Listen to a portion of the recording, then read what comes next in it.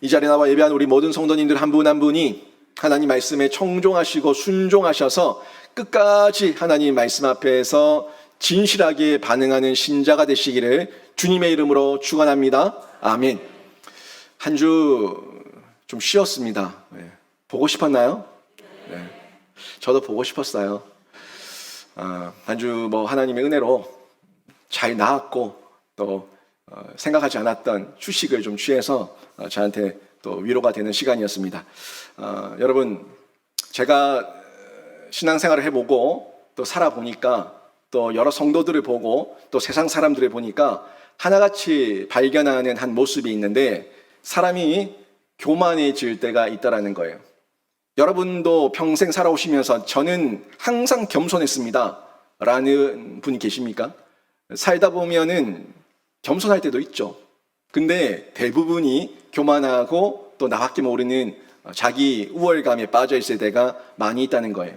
근데 교만해질 때, 자기밖에 모를 때, 그럴 때가 언젠가 자세히 보니까 저부터 돈 좀 있을 때, 등 따시고 배부를 때, 내 생각대로 뭔가 다 잘 되고 있다고 느낄 때, 그때 사람들이 교만하고 착각에 빠져 있다는 것을 제가 발견합니다.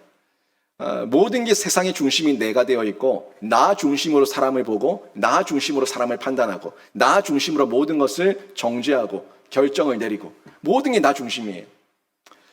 부부간의 관계 가운데 서로 함께 살아가는데 부부는 함께 서로가 돕는 배필이 돼야죠. 서로가 돕는 배필이 돼야 되는데 내가 행복하기 위해서 이 사람을 만났는데 이 사람이 나를 행복하게 해주지 못하면은 그 사람이 싫어지는 거예요. 부부관계도 그렇다는 거예요. 내가 이 사람의 필요를 뭘 채워줄 수 있을까 생각하지 않고 이 사람이 나에게 필요가 없다, 이 사람이 나에게 위로가 되지 않는다, 이 사람이 나에게 행복을 주지 못한다고 느끼면 그 사람을 가차없이 끊어내버리는 우리들의 모습, 이게 일상 가운데 우리 삶 가운데 가족이라는 구성원 속에서도 나타날 때가 너무나 많이 있는 것을 볼 수가 있습니다. 여러분의 신앙 여정을 한번 생각해 보십시오. 세상에서 나름 잘 나간다고, 잘 된다고, 내가 좀 돈 좀 벌지, 내가 좀 똑똑하지, 내가 좀 잘났지, 이렇게 소위 세상에서 잘 나간다고 생각할 때, 내 마음대로 다 된다고 생각할 때 내가 주인이라고 착각하지 않습니까? 내가 왕이라고 생각하지 않습니까? 나 없으면 안 돼, 안 돼. 내가 없으면 이 일이 안 돌아가. 나 없으면 우리 가족들은 다 굶어 죽을 거야. 이런 마음을 가지면서 모든 중심이, 주인이, 왕이 내가 되어 있을 때 이런 교만에 빠질 때가 많이 있습니다. 또 그리고 그 가운데서 착각하는 가운데 하나님을 완전히 버려버리면 교회라는 공동체를 보면서 하나님을 믿는 신자들을 보면서 비난하죠. 저 사람들은 약해 빠져가지고 도전도 못하고 그저 없는 신을 만들어내서 신을 의존하는 그런 나약한 사람들이야. 나약해 빠진 사람들이 신을 의지하고 신을 믿지. 안 돼. 도전도 안 하고 힘도 없고 뭐 저렇게 나약해. 이런 마음을 가지면서 하나님을 믿는 교회 공동체와 신자들을 싸잡아서 매도하거나 무시할 때가 있다는 겁니다. 실제 세상이 그렇죠. 우리 교회를 보면은 무시합니다. 예수 믿는 우리 신자들을 보면 무시합니다. 자기들만 잘났으니까 우리는 나약해서 하나님을 믿는다고 착각하고 있다는 겁니다. 하지만 우리 신자는 그런 마음이 아니라 나라는 실존을 아는 거예요. 나라는 실존을 알기 때문에, 나의 연약함을 알기 때문에 하나님께 더 가까이 나아가서 하나님께 은혜를 누리고, 또 내가 연약하면 연약할수록, 부족하면 부족할수록 하나님을 더 만나는 기회, 하나님께 더 가까이 가는 기회로 하나님 앞에서 나라는 존재를 인정하는 사람들이 신자라는 겁니다. 여러분, 저와 여러분 모두가 실존이 있지 않습니까? 실상이 있지 않습니까? 여러분, 우리 강하지 않습니다. 어떤 이 모습 가운데 뭐가 강합니까? 내 몸속에 있는 이 바이러스 하나도 어떻게 해결할 수 없어가지고 약을 의존해야 되고, 의학을 의존해야 되고, 과학을 의존해야 되고, 사람을 의존해야 되고, 나라는 존재 아무것도 할 수 없어요. 그런데 너무너무 교만하지 않습니까? 조금만 잘났다고, 조금만 뭐가 좀 되는 것 같으면 내가 낸데, 이렇게 생각하면서 주인인 척, 왕인 척 하는 사람들, 이런 사람들이 우리 인간들이에요. 하지만 신자는 그 중에서 나라는 존재를 안 사람들, 나라는 존재와 실체를 아는 사람들이 주 앞에 나오는데, 신자들의 특징이 가난한 심령이어야 돼요. 여러분, 예수 그리스도 앞에서, 하나님 앞에서 가난한 심령이 되십시오. 가난한 심령이 될 때에 천부의 의지 없어 두 손 들고 나옵니다. 천부여 의지 없어 두 손 들고 나옵니다. 두 손 들고 항복하고 하나님 앞에 나와서 하나님께 엎드리고 하나님께 간구하며 의지하며 기도할 수가 있다는 겁니다. 이 고백이 우리가 신자로서 누려야 되는데, 이 고백을 가지고 있을 때에 겸손을 배워요. 천부여 의지 없어 나약해 빠진 게 아니라 나라는 존재를 아는 거예요. 나라는 존재를 아니까 하나님 앞에서 겸손하고, 또 하나님 앞에서 감사하고, 하나님 앞에서 자족하고, 하나님 앞에서 나누며 베풀 줄 아는 이런 은혜를 우리 성도들이 누리며 살아갈 수가 있다는 겁니다. 그러면 이런 겸손한 자의 모습과 교만한 자의 모습이 어떤 모습인가 하는 것을 저희들의 모습과 세상의 모습을 통해서 저희가 확인할 수가 있는데, 사무엘상에 나왔던 사울의 모습은 어떻습니까? 사울의 모습은 겸손한 자의 모습입니까? 아니면 교만한 자의 모습입니까? 어떤 모습이에요? 누가 봐도 사울의 모습은 교만한 자의 모습이라는 것을 저희가 확인할 수가 있는데, 절대 자신의 죄를 인정하지 않는 사울의 모습을 봤습니다. 항상 누구 탓이에요? 내 탓이에요? 남 탓이에요? 남 탓.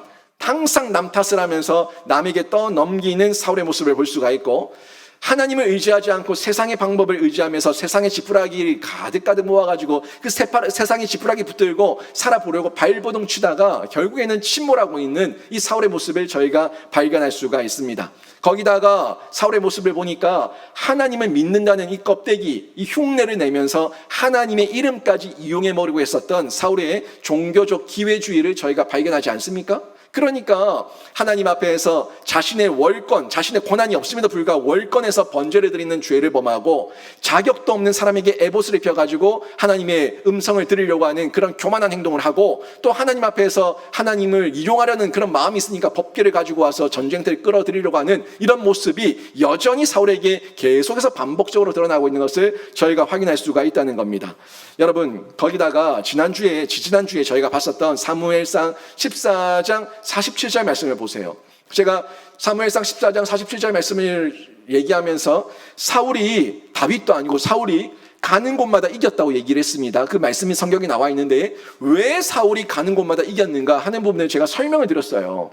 하나님께서 이 사울을 버리기로 결정하시고, 그리고 다윗 왕조를 준비하셨는데, 다윗이 감당해야 될 몫이 있으니까 사울 때까지 그 일을 마무리 짓기 위해서 하나님께서 사울에게 승리를 주셨던, 다윗을 위해서 승리를 주셨던 그런 환경적인 부분이 있었다, 하나님의 섭리가 있었다는 부분을 제가 말씀을 드렸고, 사울은 왕으로서 범죄했고 심판받아 마땅하지만 그 백성들 가운데 하나님께서 사랑하시는 자기 백성이 있다고, 하나님의 자녀들이 있기 때문에 그 백성들을 구원하시기 위해서 사울이 그래도 왕이니까 사울에게 그 백성들을 보호하는 차원에서 승리를 주셨던 영역이 있었다는 것을 제가 설명을 드렸습니다. 거기다가 사울이 이기는 중에 그래도 은혜를 주시고 또 돌아올 수 있도록 하나님께서 기회를 주시는 기회죠.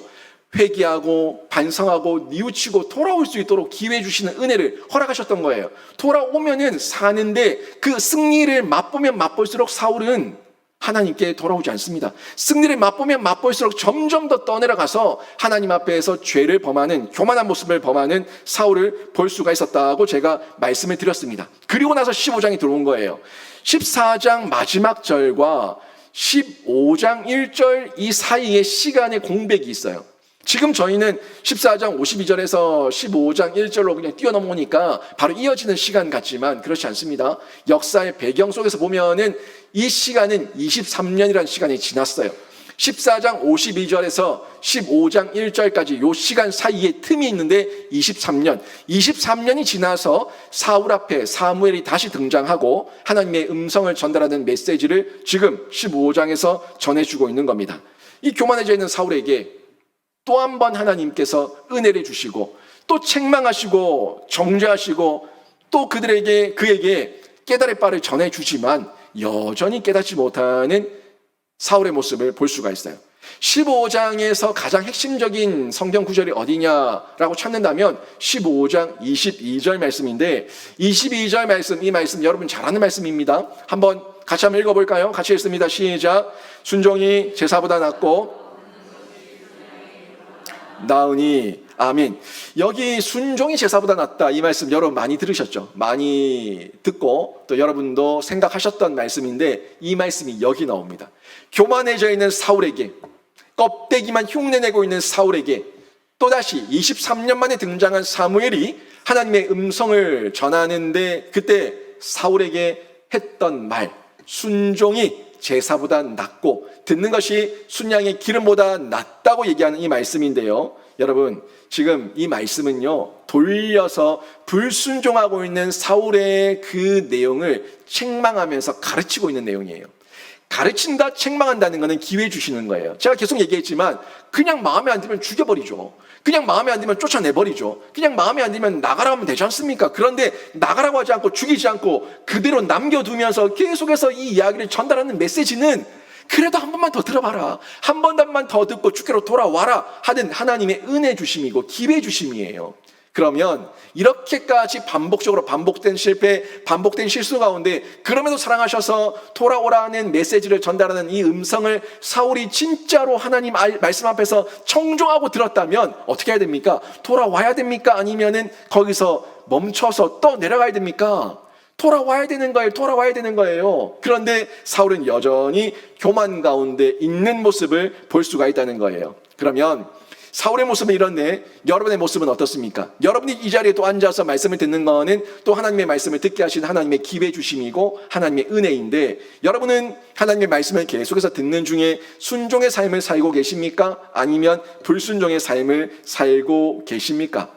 순종의 삶을 살기를 원하는데 계속해서 사울처럼 행동하고 있는 우리들의 모습이 있다면 도대체 어떻게 하면은 우리가 하나님 말씀 앞에서 순종의 삶으로 바뀔 수가 있겠습니까? 오늘 말씀을 듣는 중에 어떻게 하면 순종할 수 있는지, 순종이 도대체 뭔지, 나는 언제까지 순종해야 되는지 다시 한번 확인하시고 순종하는 신자가 되시는 은혜를 누리시기를 주님의 이름으로 축원합니다. 먼저 보시게 되면은 여호와의 말씀을 청종하셔야 됩니다. 여러분, 한 귀로 듣고 한 귀로 흘리지 마시고 그냥 시원찮게, 그냥 하찮게 여기지 마시고 여호와의 말씀이 여러분 귓가에 들릴 때에 청종하시기를 바랍니다. 청종하라고요. 이 청종의 의미를 잘 기억하셔야 되는데 1절 말씀 보십시오. 1절 보니까 사무엘이 사울에게 이르되 여호와께서 나를 보내어 왕에게 기름을 부어 그의 백성 이스라엘 위에 왕으로 삼으셨은즉 이제 왕은 여호와의 말씀을 들으소서. 아멘. 지금 여기 중요한 부분이 여호와의 말씀을 들으소서 하는 이 부분이에요. 여러분, 들을 분의 말씀이 들려지면 들어야 되는 거예요. 지금 사무엘이 사울 앞에 등장한 이 1절의 말씀이 몇 년 시간이 지났다고요? 23년이에요. 23년 만에 나타나서 지금 말하고 있는 내용을 잘 보시라고요. 여호와께서 나를 보내어 왕에게 기름을 부어 그의 백성 이스라엘 위에 왕으로 삼으셨은즉, 무슨 말이에요? 당신이 여호와의 말씀을 들어야 될 이유가 여기 있습니다. 당신을 왕 삼은 분이 내가 아니고 백성이 아니고 여호와 하나님이시니까 당신은 여호와의 말씀을 들어야 됩니다 하는 그 말씀을 들어야 되는 당위성을 전달해 주고 있는 거예요. 여러분들도 그러지 않습니까? 누군가 말하면은, 목사가 말하고 하나님이 말하면 내가 왜 들어야 되는데? 내가 목사님 말씀 왜 들어야 되는데요? 내가 당신 말을 왜 들어야 되는데? 내가 하나님 말씀을 왜 들어야 되는데? 얘기하지 않습니까? 그 말씀을 들어야 될 당위성을 잊어버린 거예요. 사울이 교만한 이유는 내가 왜 왕이 됐는가? 누구 때문에 왕이 됐는가? 내가 이 자리에 왜 있는가? 이 당위성을 잊어버리니까 교만한 겁니다. 여러분, 우리가 정말 하나님 앞에서 십자가의 구원의 감격을 날마다 누리고 십자가 구원의 감격을 날마다 생각하고 우리 마음 가운데 심겨져 있다면 교만할 수가 없어요. 하나님 말씀이 들려질 때에 그렇지, 내가 하나님의 십자가 은혜로 구원받았으니까 하나님의 말씀을 들어야지 하는 반응이 나와야 되는 거예요. 근데 이걸 잊어버리니까 교만하고 불순종하는 건데, 사울이 그렇지 않습니까? 자기가 왕 되었던 그때 그 상황을 잊어버린 거예요. 하나님, 사실 사울이 어떻게 왕이 됐어요? 하나님께서 왕 세우셨고 사울이 왕 될 때에 잘 생각해 보세요. 어떤 자세였습니까? 제비뽑기를 해가지고 왕이 됐어요. 제비뽑기를 해서 왕으로 이름이 불려졌습니다. 그런데 어디 가 있어요? 집 무더기 사이에 숨어 있어요.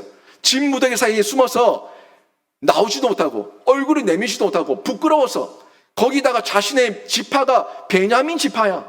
그 지파들 가운데 문제 많은 지파, 골칫덩어리 지파, 거기다 가장 작은 가정과 집안의 지파, 이런 지파에서 집안에서 자기가 왕이 되니까 어찌할 바를 몰라가지고 집 무더기 사이에 숨어 있었던 사람이 사울이었습니다. 그런데 이 사울이 그 수십 년의 시간이 지나는 가운데 점점 교만해져서 하나님을 잊어버리고 하나님의 말씀을 듣지 않는 상황 가운데 처해 있었다는 것을 지금 전달해주고 있는 거예요. 그러니까 사무엘이 사울 앞에 나타나서 당신을 왕 삼으신 하나님 여호와의 말씀이니까 당신은 여호와의 말씀을 들으라고 얘기를 하고 있는 거예요.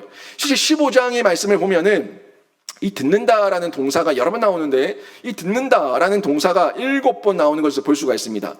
이 듣는다라는 동사는 청종한다는 뜻을 가지고 있고 또 순종한다는 뜻을 가지고 있어요. 그냥 듣는 정도가 아니라 하나님 말씀을 청종하고 순종한다. 그 말씀을 기꺼이 기쁘게 듣는다 하는 의미가 이 듣다라는 말씀에 나와 있는데 말 그대로 하나님의 말씀을 그냥 흘려 듣지 말고 정말 진심을 다해서 들어라.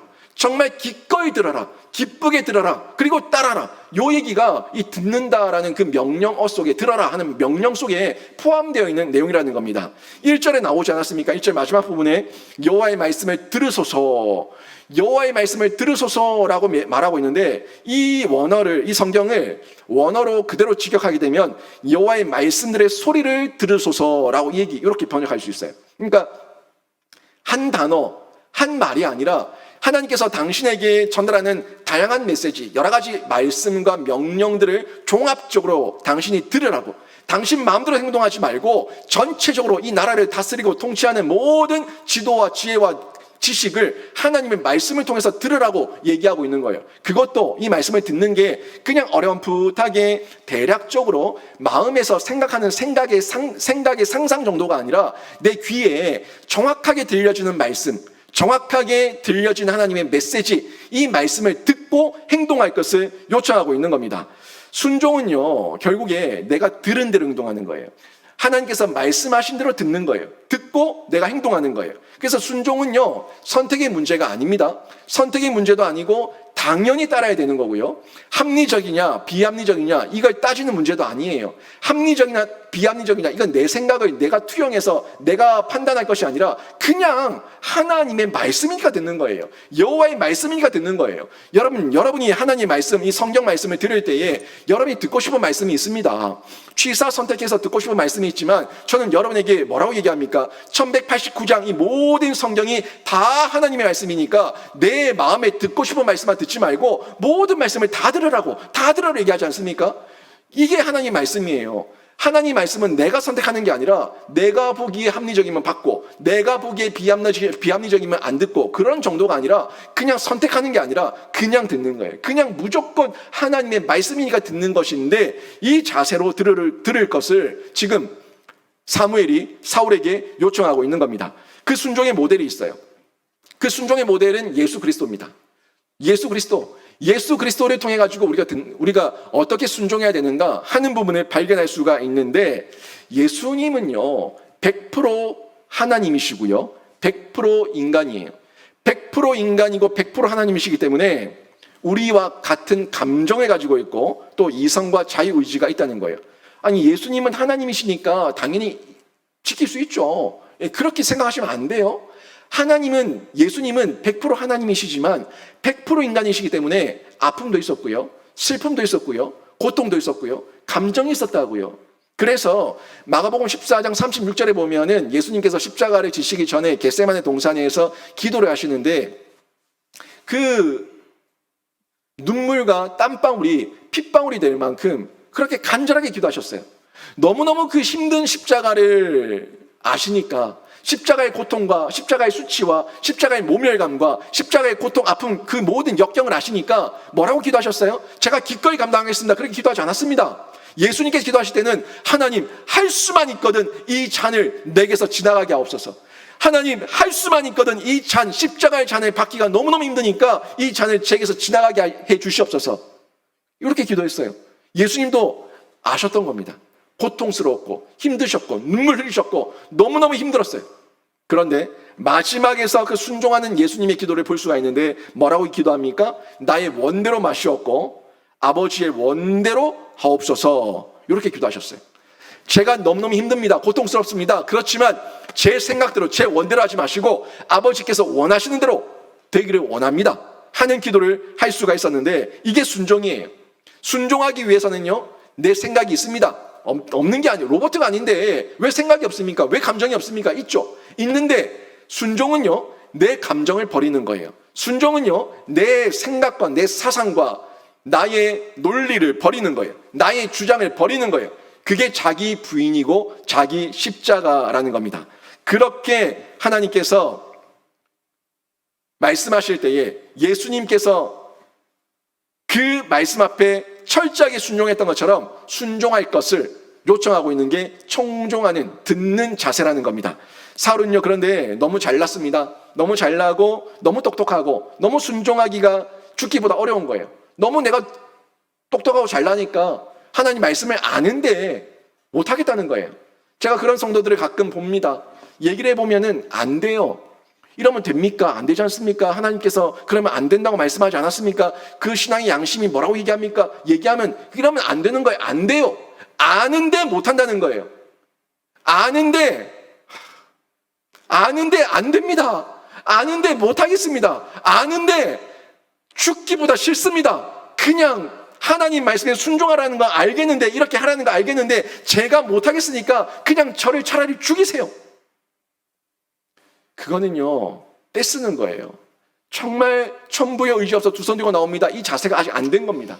정말 하나님 앞에서 죽음의 문턱 앞에 가면은 그때서야 천부의 의지 없어 두 손 들고 나옵니다 하고 나올 거예요. 근데 지금 똑똑하니까, 지금 내가 잘났으니까, 지금 내 안에 내 자아가 살아있으니까 알긴 알겠는데 못하겠다고, 하기 싫다고, 안 할 거라고, 차라리 날 죽이라고 라고 얘기하고 있는 거예요. 여러분, 이게 감정입니다. 하나님 앞에서 청종하지 못하게 하고 순종하지 못하게 하는 이 감정인데 사울이 그런 자세로 있는 것을 저희가 확인할 수가 있는 거예요. 여러분, 성경을 보십시오. 성경에 많은 사건들과 인물들이 나오지만 그 역사를 보시고요, 우리 교회의 수천 년의 역사를 보십시오. 이 교회의 수천 년의 역사를 보면은 항상 보면은 이렇게 교만한 시대에, 교만한 상황에 하나님께서는 일하지 않습니다. 교회가 부유하고 교회가 힘과 권력과 능력을 가지고 있을 때 그때는 교회는 타락했습니다. 항상 교회가 능력을 발휘하고 하나님의 역사가 일어날 때는, 교회가 가난한 심령으로 있을 때, 교회가 천부의 의지 없어 주님밖에 없습니다 하는 심정으로 있을 때, 절박한 상황 가운데 있을 때, 그때 교회는 하나님 앞에 나와서 하나님의 은혜를 입었고 종교개혁도 일어났고 그때 하나님의 역사가 일어났던 것을 저희가 확인할 수가 있는 겁니다. 여러분, 무엇보다 여러분의 삶을 보십시오. 여러분의 삶을 보시면 왜 이 자리에 앉아 있습니까? 이 자리에 앉아 있는 그 마음과 그 태도가 언제 가장 간절했는지 한번 더 확인해 보십시오.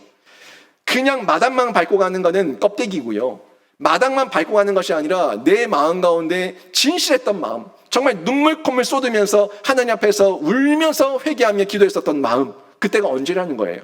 여러분, 이 자리에 앉았을 때, 교회 예배당을 찾았을 때 누가 때리지도 않았고 누가 뭐라고 말도 하지 않았고 누가 어떤 아무 소리도 하지 않았는데 그냥 앉으면 눈물 콧물이 쏟아지면서 엉엉 울면서 하나님 앞에 회개하며 기도했던 경험 있지 않습니까?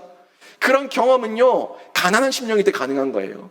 가난한 심령일 때 내가 정말 나라는 자아, 나라는 존재, 나라는 실존이 이것밖에 안 되는구나 하는 걸 깨달았을 때, 그때 천부의 의지 없어 두 손 들고 나옵니다 하는 마음으로 청종하면서 하나님 앞에 반응할 수가 있는 거예요. 그때에 하나님의 역사가 일어나는 거예요. 여러분, 제가 듣겠습니다. 제가 듣겠습니다. 제가 여기 있습니다. 제가 듣겠습니다. 이 자세, 그 자세는요, 왕궁에 있을 때, 궁전에 있을 때, 그때 주어지는 자세가 아니라 보통은요, 광야에 있을 때, 황무지에 있을 때, 아골골짜기, 눈물골짜기에 있을 때, 천부의 의지 없어 두 손 들고 나옵니다 하는 그 고백으로 했을 때, 그때 하나님 앞에 엎드려져서 하나님 말씀 듣겠습니다, 하나님 말씀 없어서 제가 듣겠습니다 하는 자세로 반응하는 것을 저희가 볼 수 있다는 거예요. 교회의 역사가 그랬고요, 성경의 역사를 통해서 저희가 확인할 수가 있는데, 이런 자세로 하나님 말씀을 듣고자 하는 자세, 이게 청종이에요. 청종은요, 그냥 듣는 게 아닙니다. 내 마음에 간절한 마음으로 듣는 거예요. 하나님 외에는 답이 없습니다 하는 그 심정으로 듣는 거예요. 그때 청종하게 되고요, 청종하게 되면은 하나님 말씀 앞에서 하나님의 역사가 일어나는 겁니다. 그런데 청종하고 나서도 이걸 지속 유지 보존을 못하니까 늘 떠내려가는 겁니다. 경계하십시오. 여러분 속에 하나님 말씀을 청정하고자 하는 그 마음의 자세가 없을 때 여러분을 두들기시면서 여러분을 깨우시고, 또 여러분이 하나님 말씀을 청정하고자 할 때에 또 교만이 자꾸 틈탈 건데, 이때에 늘 경계하면서 바로 서 있어야 되는 거예요. 오늘 순종했다고 내일도 순종하는 게 아니에요. 오늘 순종해서 하나님의 복이 임하면 내일 또 교만해질 수가 있는 거예요. 그게 이스라엘의 역사입니다. 오늘 순종했더라도 내일 또 순종하기 위해서는 하나님께서 나에게 주신 그 은혜가 지속 유지 보존을 하면서 내 속에 살아 약동하고 있을 때, 그때 내일도 순종할 수가 있다는 겁니다.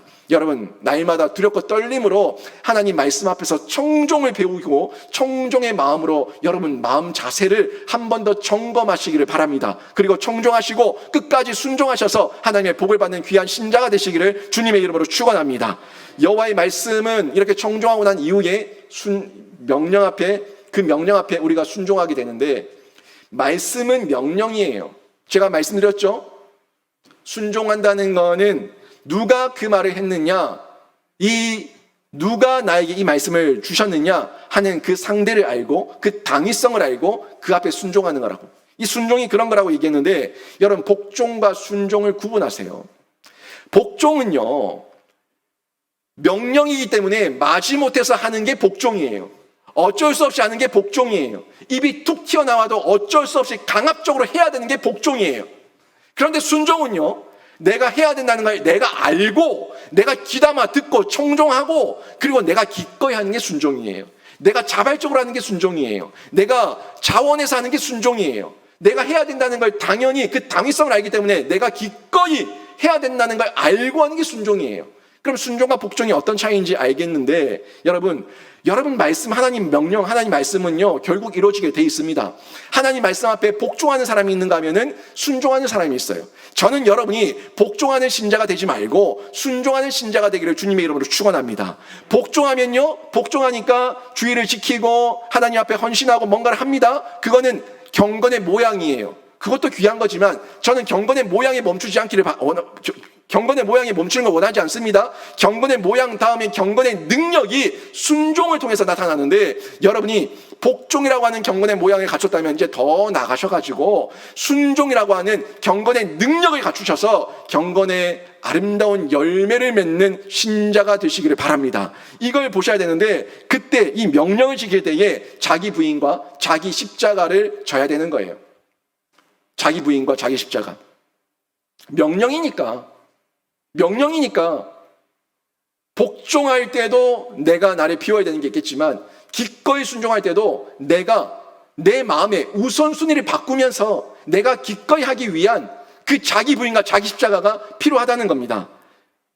혹시 여기 하나님 말씀을 따르고자 하면 갑자기 자신의 삶에 놀라운 변화가 생길 거라고 착각하는 분 있지 않습니까?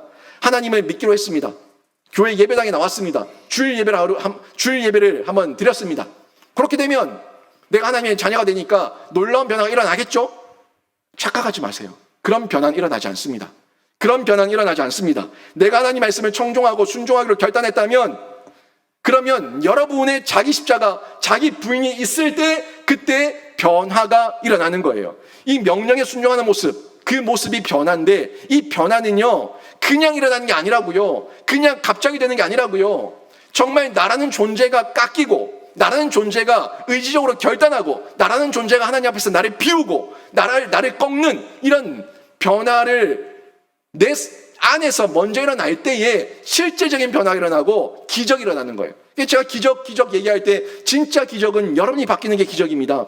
여러분 삶이 바뀌고 여러분 생각이 바뀌고 여러분 인생이 바뀌는 게 기적입니다 라고 얘기하지 않았습니까? 그게 진짜 기적이에요. 사람 안 바뀌거든요. 사람 정말 안 바뀝니다. 아무리 얘기해도 사람 안 바뀝니다. 목사가 아무리 얘기해도 사람 안 바뀝니다. 하나님이 아무리 얘기해도, 말씀이 아무리 얘기해도 사람 안 바뀝니다. 사람이 바뀌려면요 내 마음에 청종하는 자세가 있어야 돼요. 청종하고자 하는 자세가 있어야 바뀌지, 니는 떠들어라, 나는 듣고 흘릴게 라고 얘기하면 절대 바뀌지 않습니다. 여러분이 잔소리한다고 자녀가 바뀝니까? 절대 바뀌지 않습니다. 첫날 만날 잔소리해도 절대 바뀌지 않습니다. 자녀가 바뀌는 거는요 내 마음, 자녀의 마음에 청종하고자 하는 마음의 자세가 있을 때 바뀌는 거예요. 여러분 이걸 기억하셔야 된다고요. 정말 하나님 앞에 말씀 앞에 여러분이 자기 십자가 자기 부인을 감당하면서 여러분이 바뀌고자 하는 말씀 앞에서의 반응, 청종하는 자세가 있는지 여러분이 한번 생각해 보시라고요. 내 삶의 말과 행동이 그냥 예수 믿는다고 말 한마디 했다고, 교회 한번 나왔다고 내 말이 바뀌고 내 행동이 바뀌고 내 일상이 바뀌고 술이 끊어지고 담배가 끊어지고 절대 일어나지 않습니다. 그걸 끊어내기 위해서는요, 내 주변을 끊어내기 위해서는요, 자기 부인이 필요하다고요. 자기 십자가가 필요하다고요. 이건 흉내낼 수 있는 게 아닙니다. 내 삶의 일상을 바꾸고자 하는 강한 의지, 내 삶의, 내 모습의 일상을 바꾸고자 하는 강한 의지와 함께 하나님의 도우심, 요 두 가지가 같이 있어야 되는 거예요. 요걸 신인협력이라고 합니다. 따라해 볼까요? 신인협력. 다시 한 번 더 크게, 신인협력. 요게 성경의 교리예요. 성경의 진리예요. 여러분, 믿습니다. 믿습니다. 저를 바꿔주실 줄 믿습니다. 아무리 믿습니다 100번 1000번 해보세요. 바뀌는가? 절대 안 바뀝니다. 믿습니다 했으면 여러분이 실천해야 돼요. 믿습니다 했으면 여러분이 나를 꺾는 자기 부인과 자기 십자가를 감당해야 되는 거예요. 그게 신인협력이에요. 그러면 하나님이 도우십니다. 여러분, 저희는 자유의지가 있고요, 감정이 있고요, 우리 안에 생각이 있습니다. 우리는 로봇가 아니에요. 기계가 아니에요. 프로그래밍 시켜서 하나님께서 하라는 대로 시키면 시키는 대로 움직이는 그런 존재가 아니라고요. 내 마음의 의지로 내가 하고자 하는 반응이 나와야 되는데 그게 인간이 해야 될 도리입니다. 내가 청종하고 하나님 앞에 순종하겠다는 결단하면서 내 주변의 방해물들, 대적들을 발견해서 제거하는 이 노력까지 할 때에 하나님께서 도우셔서 하나님과 인간이 협력해서 성화의 과정을 이뤄 나가는 거예요. 이게 신인 협력이에요. 하나님 앞에서 믿습니다 100번 1000번 해보세요. 절대 안 바뀝니다. 여러분 스스로 내 주변에 있는 방해물 발견하시고 그 방해물과 대적들을 끊어내시고 진멸하시고 여러분이 자기 부인과 자기 십자가를 감당해야지만 여러분이 바뀌게 된다는 거예요. 사울은요, 이걸 못한 거예요. 이걸 못하니까 하나님께서 진멸하라고 얘기했지만, 버리라고 얘기했지만, 하지 말라고 얘기했지만 이걸 못하니까, 이 방해물을, 이 대적들을 제거를 못하니까, 진멸하지 못하니까 결국에 그 모양 그 꼬라지로 계속 있는 거예요. 23년이 지났는데 더 악하고 더 못된 사울의 모습으로 백성들을 탄압하면서 괴롭히면서 그 모양으로 그대로 있는 거예요. 2절 3절 말씀 보십시오. 하나님께서 사울에게 순종을 위해서 뭘 진멸해야 되는지 정확하게 알려주십니다. 보십시오.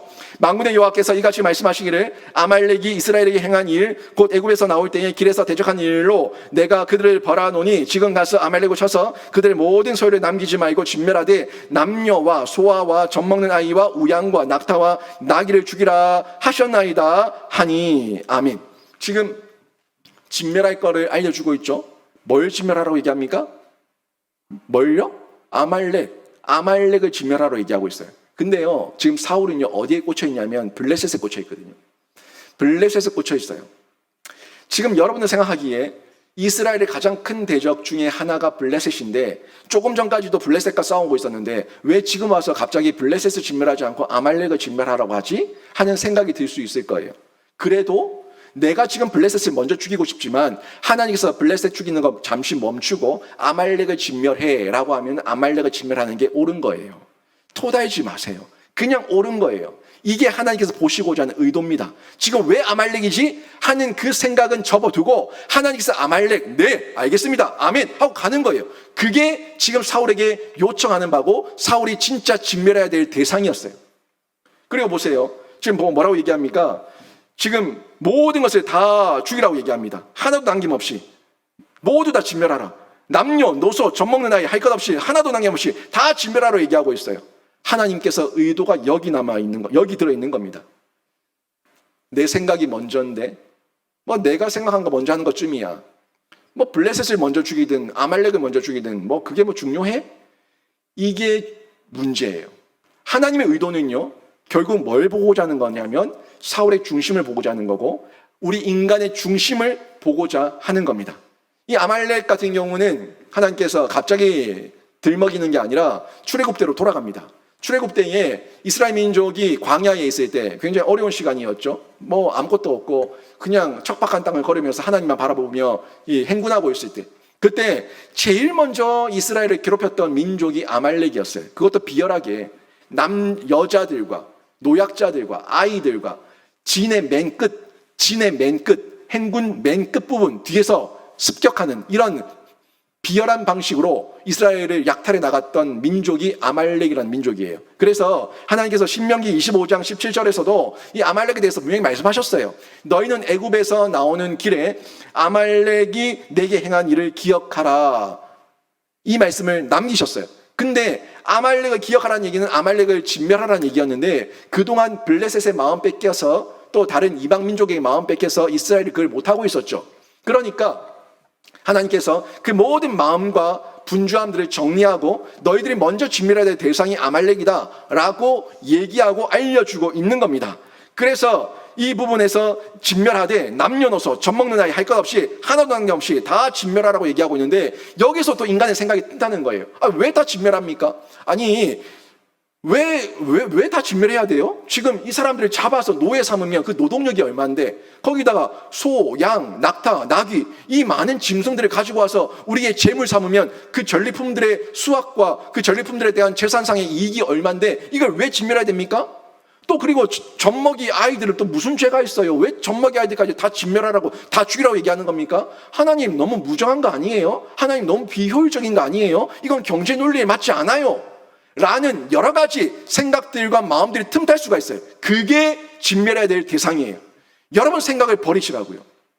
아말렉이 우선이냐 블레셋이 우선이냐, 내 생각 가운데 고민이 있더라도 하나님이 아말렉이 우선이다 라고 얘기하면 아말렉을 먼저 진멸하는 거예요.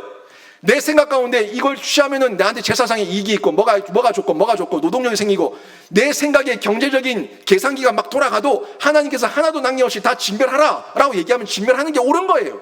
그게 우리의 도리예요. 그게 청종이에요. 그게 순종이에요. 근데 여기서 자꾸 생각이 앞서는 문제, 여기를 하나님께서 의도해서 보고 계신 겁니다. 그리고 신명기 7장을 보면은 정확하게 얘기하고 있는데, 가나안 땅에 들어갈 때도 가나안 땅의 그 모든 문화와 그 모든 것들을 진멸하라고 얘기했어요. 하나님께서 헤렘 명령을 내리셨죠. 헤렘 명령이 진멸 명령이에요. 다 죽여라. 하나도 남김없이 다 죽여라. 근데 이때에도 예수에 대한 확신이 없는 사람, 하나님에 대한 확신과 믿음이 없는 사람은 자꾸 인간의 생각 때문에 왜요? 왜 다 죽여야 돼요? 젖먹이가 무슨 죄가 있어요? 갓난아기가 무슨 죄가 있어요? 짐승이 무슨 죄가 있어요? 자꾸 왜요 얘기하는데, 신명기 7장 마지막 절 하나님께서 분명히 말씀하십니다. 너희가 진멸하지 않으면 도리어 너희가 진멸을 당할 것이다. 하나님의 의도가 있어요. 너희가 이런저런 생각으로 자꾸 희석시키고 물타고 세상 가운데 젖어들면은 너희가 진멸시키지 않으면 너희가 도리어 진멸 당할 것이다. 이 얘기를 정확하게 하고 있습니다. 실제로 그렇지 않습니까? 우리가 세상을 바라볼 때에 세상 가운데 끊어내야 될 것이 뭔지 분명히 신앙이 있다면 알아요. 말씀이 있다면 알아요. 아는데 진멸 못해요. 왜 못해요? 내 생각이 든다니까. 비효율적이에요. 경제 논리에 맞지 않아요. 하나님 꼭 이렇게 해야 됩니까? 이렇게 해야지 처세술인데 꼭 이렇게 해야 되는 거예요? 이런 마음들이 자꾸 틈이 타니까 우리가 진멸하지 못하는 겁니다.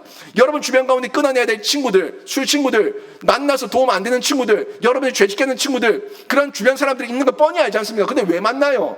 왜 만납니까? 인간적인 마음, 내 마음에 정이라고 하는 마음이 하나님 말씀보다 우선되니까 또 만나서 넘어져요. 또 만나서 한 잔 기울여요. 또 만나서 쓰러지는 거예요. 여기서 떠나라는 겁니다. 하나님께서 사울에게 명령하신 이 명령은 그 말씀의 명령이었고, 다시 얘기하면 가나안 땅 진군할 때에 이스라엘 여호수아에게 명령하셨던 그 명령과 다르지 않는 똑같은 명령입니다. 너희들의 구별됨을 지키고 너희들이 희석되지 말고 너희들의 마음의 중심을 지키라 하는 메시지를 동일하게 전달해 주고 있다는 겁니다. 여러분, 명령에 대한 순종은요, 결국에 하나님의 주인 되심을 인정하는 거예요. 명령에 대한 순종은 하나님을 나의 하나님, 나의 주인으로 인정하는 내 내면의 신앙의 고백인 거예요. 여러분의 신앙의 고백이 더욱더 정확해지기를 바랍니다. 내 마음의 중심이 지금 어디에 있고 내가 하나님의 말씀을 따르지 않으려고 하는 그 의도, 내 의도, 나의 사악하고 더럽혀진 내 의도가 뭔가, 내 모습 가운데 사울의 모습이 있지 않는가? 내 모습 가운데 이스라엘의 모습이 있지 않는가? 한 번 더 점검하시면서 하나님께서 아니라고 얘기하면 토달지 말고 철저하게 그 명령 앞에 순종하는 신자가 되시기를 주님의 이름으로 축원합니다. 여러분의 삶에 진멸할 것을 찾으십시오. 다 있습니다. 우리 삶에 내가 하나님을 떠나게 만드는 못된 모습, 하나님을 버리게 만드는 못된 모습들 다 있습니다. 내 삶에 진멸해야 될 것을 찾으십시오. 그리고 하나님께 모르면 물으십시오. 하나님, 제가 뭘 진멸해야 됩니까? 제 삶 가운데, 제 주변 가운데, 제 삶 가운데 뭘 진멸하고 뭘 제거해야 됩니까? 보여주십시오. 알려주십시오. 라고 기도하십시오. 기도하시면은 하나님께서 생각나게 하시고 보여주실 겁니다. 탐욕과 탐심, 모든 계획, 인간적인 계획, 인간적인 마음, 그거 진멸할 수 있도록 도와주실 겁니다. 내가 하나님보다 더 의지하는 세상의 가치, 세상의 물질, 세상의 인맥 진멸하라고 말씀하시면 하나님 앞에서 순종하며 나아갈 때 하나님께서 더 큰 인맥을 만들어 주시고 만남의 복을 허락해 주실 겁니다. 내가 의지하면서 내가 붙들고 부들부들거리고 있는 그 돈, 내가 부들부들거리고 있는 그 사람의 인맥 끊어내도 하나님께서 새로운 인맥으로 새로운 지경을 넓혀 주실 줄로 믿습니다. 이걸 우리가 믿고 나가는 게 신앙의 고백이에요. 근데 내가 지푸라기 붙들고 그저 여기 이게 다다 이러면서 벌벌거리고 있으니까 내 지경이 넓혀지지 않는 거예요. 내 삶의 변화가 일어나지 않는 거예요. 아무런 기적도 일어나지 않는 거예요. 그때 그 모양 그 모습이에요. 10년 전 20년 전에 사울이 10년 전 20년 지나도 그 모양 그 꼬라지 그대로 있는 거예요. 이런 모습 살면 안 되지 않습니까? 어제보다 오늘보다 내일 더 나은 모습으로 점점 성장하는 모습을 살아가기 위해서는 내 주변 가운데 진멸해야 될 것들을 발견해서 하나님의 본심을 알고 그 말씀 앞에 순종하는 모습으로 나가야 되는데, 여러분 삶에 여러분의 감정, 여러분의 이성적 논리, 여러분의 합리성, 여러분의 경제적 논리, 여러분의 모든 주장은 다 사라지고 사울의 모습은 다 사라지고 철저하게 순종하는 복된 신자가 되시기를 주님의 이름으로 축원합니다. 그리고 이 말씀, 여호와의 말씀 우리가 청종하고 순종했으면 그 이유까지, 그 이유는 마무리예요. 그 마무리까지 끝까지 말씀 앞에 바른 반응을 보여야 되는 거예요. 한 번 흉내내고 청종했다고 순종했다고 착각하지 마세요. 사울도 그런 흉내는 냈습니다. 그 흉내는 흉내가 아니라 그 순종은 끝까지 마무리까지 하나님의 뜻대로 하나님의 의도대로 움직여야지만, 행동해야지만 하나님의 복을 받고 칭찬을 받는 거예요. 이 말씀 마무리를 보기 전에 4절 말씀을 보면은 한 가지 먼저 보고 가야 되는데, 인구 계수, 이 군사 계수하는 내용이 나옵니다. 한번 보십시오. 사울이 백성을 소집하고 그들을 들라임에서 세어보니 보병이 20만 명이요 유다 사람이 10,000명이라. 아멘. 이 보통 인원 계수에 대한 이야기가 나오면은 무조건 부정적으로 보는 경우가 있어요. 왜냐하면 이 다윗이 인원 계수를 했지 않습니까? 하나님께서 명령하지 않았던 인원 계수를 해서 교만해진 적이 있어요. 또 교만해졌죠, 다윗이. 그때 하나님께서 다윗에게 벌을 내리셨어요. 그것 때문에 우리가 생각하기를 인원 계수를 하면 무조건 벌 받는다 이렇게 생각하는데, 아니요. 하나님의 명령으로 인원 계수하는 거 괜찮습니다. 하나님의 명령으로 사역과 사명을 감당하기 위해서 인원 계수를 하는 건 괜찮아요. 다만 뭐가 문제냐면 내 힘을 과시하고 내가 이만큼 된다는 나를 드러내고 나의 영광을 위해서, 나를 과시하기 위해서 인원 계수하는 게 그게 문제라는 거예요. 근데 지금 4절에서 사울이 인구 계수를 하고 있는 거는, 백성들을 계수하는 거는 하나님의 명령을 받아서 하는 내용이기 때문에 괜찮습니다. 4절 말씀 보십시오. 근데 이 4절에서 인구 계수하는 건 문제가 아니고 지금 누가 모이게 했느냐, 이걸 중요하게 봐야 되는 거예요. 지금 누가 모이게 했더니 얼마가 모였는가, 이걸 봐야 되는데, 사무엘상 11장 7절에서 그 암몬 왕 나하스가 이 길앗 사람들을 공격해가지고 그때 군대를 몰고 와서 싸움이 일어났지 않습니까? 그때 이 사울이 이 백성들을 모았어요. 군대, 하나님의 영이 임하고 전쟁에 나가기 위해서 백성들을 모았는데, 그때 성경에 뭐라고 기억날 건데, 여호와의 두려움, 하나님의 두려움이 백성들에게 임하니까 백성들이 한 마음으로 모였다고 얘기하고 있어요. 그때 모였던 군사가 몇만 명이었죠? 33만 명이 모였었어요. 그런데요, 사무엘상 13장에서 이번에 블레셋과 싸움 앞에서 사울이 감정적으로 소리쳤습니다. 백성들 모이라고. 이 감정적으로 자신이 백성들을 위협하면서 하나님의 두려움이 아니라, 여호와의 두려움이 아니라 사람의 두려움으로, 왕의 두려움으로 위협하면서 히브리 사람들아 모여라 라고 얘기했어요. 기억나시죠? 히브리 사람들아 모여라. 이 히브리 사람도 이스라엘을 낮춰 부르는 왕이 그런 말 하면 안 되는데, 낮춰 부르는 그런 용어였는데, 히브리 사람들아 모여라 라고 백성들을 끌어모았다고 얘기했어요. 근데 모였는데 모인 사람이 몇 명인지 성경은 얘기하지 않습니다. 뒷부분에 뭐라고 얘기하고 있냐면 다 도망가고 다 떠나가고 몇 명 남았더라, 요 얘기만 하고 있어요. 몇 명 남았다고 얘기했었습니까? 600명. 그러니까 하나님의 두려움으로 하나님이 모이게 했을 때는 33만 명이 모이고, 인간의 위협으로 인간이 모이게 했을 때는 다 도망가 버리고 600명만 모였다 하는 얘기를 하고 있고요. 또 오늘 15장에서 지금 하나님의 명령을 받고 사울이 모이라고 했을 때, 사울이 인구를 계수했을 때 또 세어보니까 그 인구가 몇만 명이에요? 21만 명이 모여 있는 것을 오늘 확인할 수가 있는 거예요. 그러니까 보세요. 33만 명, 21만 명, 이거는 다 하나님의 명령으로 모이게 했을 때 이 엄청난 차이, 엄청난 수가 모였고, 인간의 감정과 인간의 위협으로 모이라고 했을 때에는 이렇게 600명밖에 모이지 않았던 이 차이를 저희가 확인할 수가 있는데, 중요한 핵심은 뭐냐면 모든 전쟁의 주도권은 하나님께 있는 줄로 믿습니다. 여러분이 아무리 혼자서 여러분의 혈기를 가지고, 여러분의 감정을 가지고 여러분이 싸우려고 아무리 여러분이 계수해 본들 여러분 편은 없습니다. 여러분 주변에 아무도 없습니다. 여러분은 결국 패배하게 될 겁니다.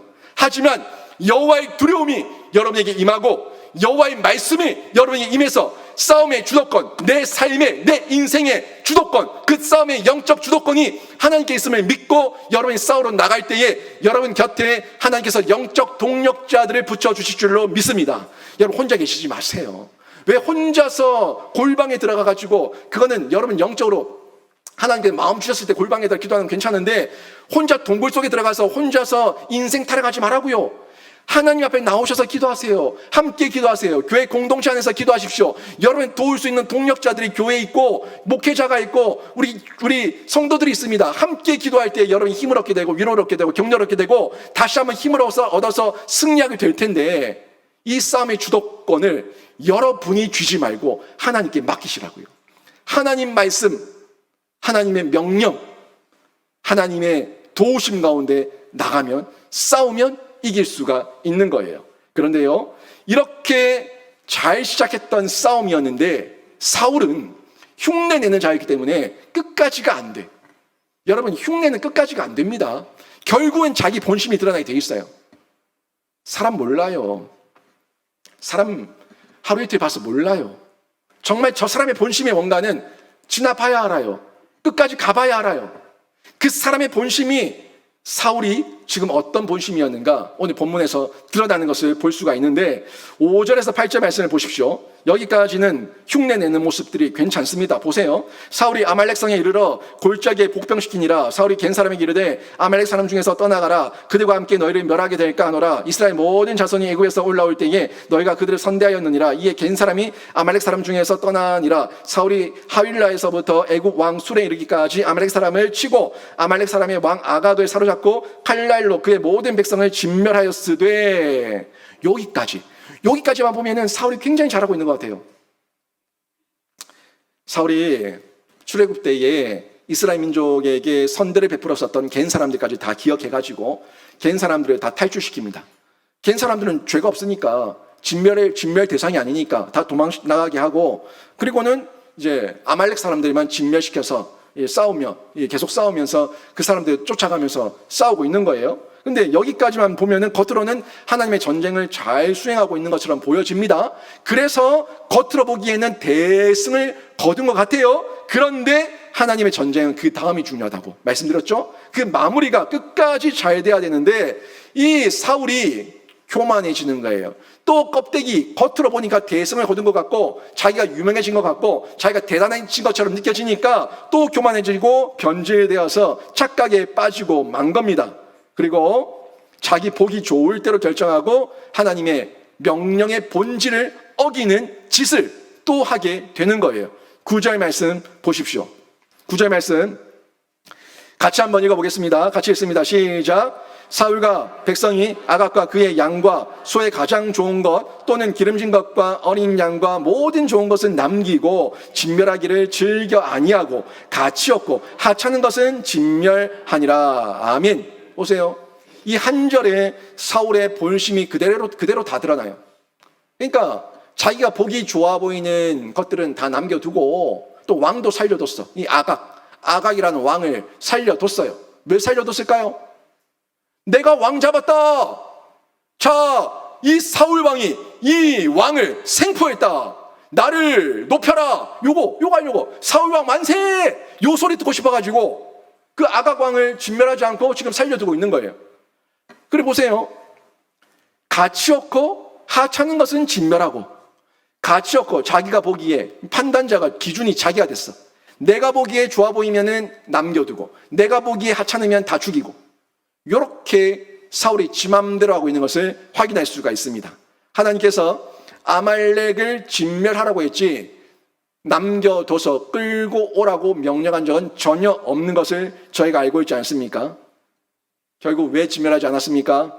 내 감정, 내 생각, 내 탐욕이 틈타니까 하나님의 명령보다 내 감정이 앞서고 내 생각이 우선되니까 진멸하지 못하는 거예요. 안 하는 게 아니라 진멸하지 못하는 거예요. 어휴 아까워서 어떻게 버려. 어휴 아까워서 어떻게 죽여. 어휴 아까워서 어떻게 못해. 안 하는 게 아니라 못하는 거예요. 내 머릿속에 계산기가 뱅뱅뱅 돌아가면은 절대 하나님 앞에서 하나님 명령대로 순종하지 못합니다. 내 논리가, 내 경제 논리가 내 머리와 내 마음과 내 인생을 지배하고 있는데 내가 어떻게 하는 게 들어요? 절대 못 들어요. 나를 지배하는 게 경제 논리냐 아니면 하나님의 명령이냐, 하나님 명령 앞에 청종하냐 순종하냐의 모습을 통해서 확인될 수 있다는 거예요. 결국 사울을 지배하고 있는 건 하나님의 말씀이 아니라 자신의 교만과 변질된 자신의 주장이 감정이 앞서고 있다는 것을 볼 수가 있는 겁니다.